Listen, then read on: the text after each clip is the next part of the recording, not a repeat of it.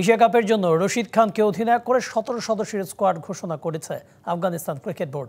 যথারীতি প্রাধান্য পেয়েছে অলরাউন্ডাররা। দলে ফিরেছেন রহস্য স্পিনার মোহাম্মদ গাজানফার, বাদ পড়েছেন হজরতুল্লাহ জাজাই। এছাড়া স্কোয়াডের বাইরে রিজার্ভ হিসেবে আছেন ৩ জন ক্রিকেটার।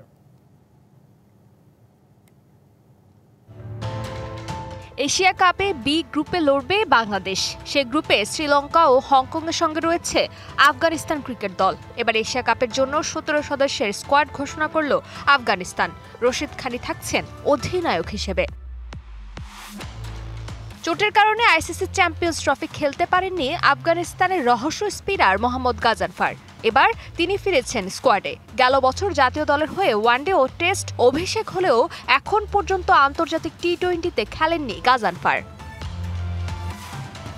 উপমহাদেশের টুর্নামেন্টে স্বাভাবিকভাবেই স্পিন শক্তি বাড়িয়েছে আফগানিস্তান ক্রিকেট দল।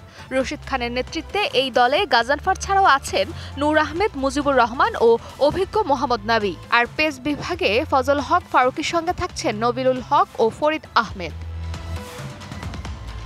গত বছরের ডিসেম্বরের পর আর টি-20 খেলেনি আফগানিস্তান। সেবার জিম্বাবুয়ের বিপক্ষে ২-১ ব্যবধানে সিরিজ জিতেছিল তারা।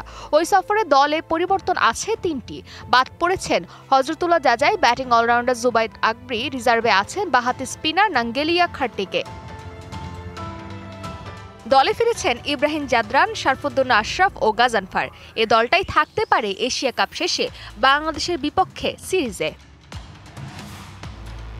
এশিয়া কাপে বাংলাদেশ, হংকং ও শ্রীলঙ্কার সঙ্গে বি গ্রুপে আছে আফগানিস্তান। আবুধাবিতে আগামী ৯ সেপ্টেম্বর টুর্নামেন্টের উদ্বোধনী ম্যাচে হংকংয়ের মুখোমুখি হবে আফগানিস্তান। ফারজানা জাহান প্রিয়া, ডিবিসি নিউজ।